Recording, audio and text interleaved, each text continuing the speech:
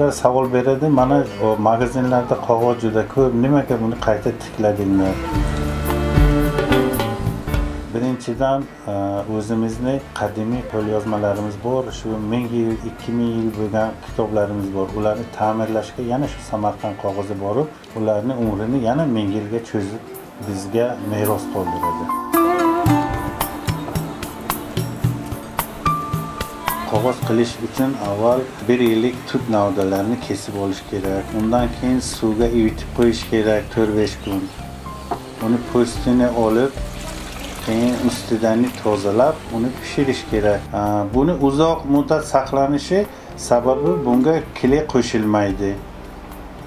Bunga kile qo'shilmaydi, ham boshqa kimyoviy nimalari yo'q. Shuning uchun bu qog'oz 2000 yilgacha saqlanadi.